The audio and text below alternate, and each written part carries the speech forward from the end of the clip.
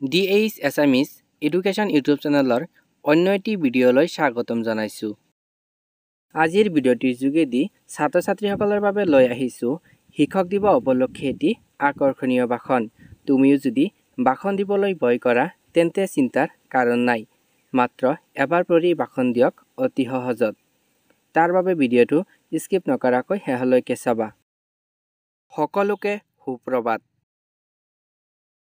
শিক্ষক দিৱস উপলক্ষে উদযাপন কৰা আজিৰ সভাৰ সভাপতিত্বৰ আসন অলংকৃত কৰা শ্ৰদ্ধাৰ অধ্যক্ষ মহোদয়, মঞ্চত উপবিষ্ট শ্ৰদ্ধাৰ শিক্ষক শিক্ষয়িত্ৰী বৃন্দ, আমন্ত্ৰিত অতিথি আৰু মোৰ সৰু ডাঙৰ বন্ধু বান্ধৱীসকল। শিক্ষক দিৱস মানে আমাৰ জীৱনৰ দীপশিখা উদযাপনৰ দিন। এই শুভ দিনত মই মোৰ প্ৰতিগৰাকী শিক্ষকৰ লগতে বিশ্বৰ প্ৰতিগৰাকী শিক্ষকলৈ শিক্ষক দিৱসৰ শুভেচ্ছা জ্ঞাপন কৰি মই মোৰ চমু বক্তব্য আৰম্ভ কৰিছো। আমি সকলোৱে অৱগত যে প্ৰতি বছৰে 5 ছেপ্টেম্বৰ তাৰিখটো সমগ্ৰ ভাৰতবৰ্ষত শিক্ষক দিৱস হিচাপে উদযাপন কৰা হয়। কাৰণ এই পবিত্ৰ দিনটোতেই এজন মহান শিক্ষাবিদ, দাৰ্শনিক আৰু ৰাজনীতিবিদ ডক্টৰ সৰ্বপল্লী ৰাধাকৃষ্ণণৰ জন্ম হৈছিল।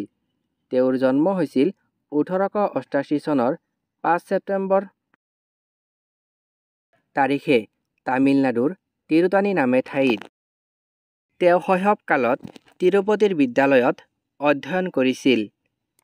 পিছত মাদ্ৰাজ খ্ৰীষ্টিয়ান কলেজত দৰ্শনশাস্ত্ৰ অধ্যয়ন কৰি সৰ্বশ্ৰেষ্ঠ দাৰ্শনিকসকলৰ ভিতৰত এজন হৈ উঠিছিল। শিক্ষক হিচাপে তেওঁৰ যাত্ৰা আৰম্ভ হৈছিল মাদ্ৰাজ প্ৰেচিডেন্সি কলেজৰ পৰা।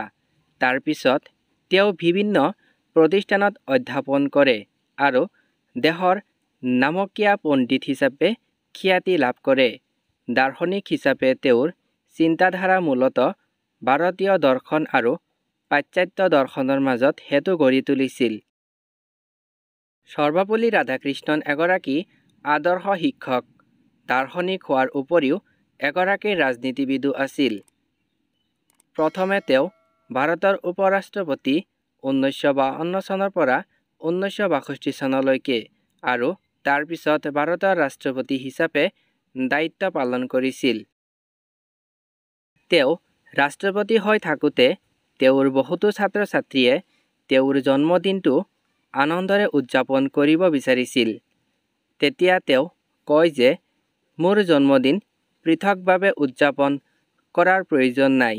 যদি মোক সন্মান কৰিব বিচৰা তেন্তে মোৰ জন্মদিন শিক্ষক দিৱস হিচাপে পালন কৰিবা। ইয়াৰ পিছতেই 1962 চনৰ পৰা তেওঁৰ জন্মদিন শিক্ষক দিৱস হিচাপে পালন কৰা আৰম্ভ হয়। শিক্ষক দিৱস হৈছে ছাত্ৰ-ছাত্ৰীৰ বাবে নিজৰ প্ৰিয় শিক্ষকৰ প্ৰতি হৃদয়ৰ গভীৰ কৃতজ্ঞতা প্ৰকাশ কৰাৰ সৰ্বশ্ৰেষ্ঠ মাধ্যম।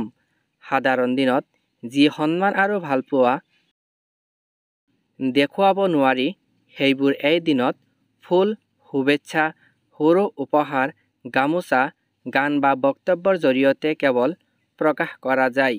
কিন্তু তেওঁলোকে দিয়া শিক্ষা, তেওঁলোকৰ কষ্টৰ মূল্য দিব নোৱাৰি। শিক্ষক দিৱসত প্ৰকাশিত কৃতজ্ঞতা শিক্ষকৰ মনত আনন্দৰ সঞ্চাৰ কৰে আৰু যিয়ে আমাক নিজৰ অধ্যয়নত অধিক অনুপ্ৰাণিত কৰি তোলে। এই দিনটোৱে আমাক সোঁৱৰাই দিয়ে যে শিক্ষকৰ প্ৰতি সদায় ভালপোৱা, সন্মান আৰু কৃতজ্ঞতা প্ৰকাশ কৰাটো আমাৰ দায়িত্ব।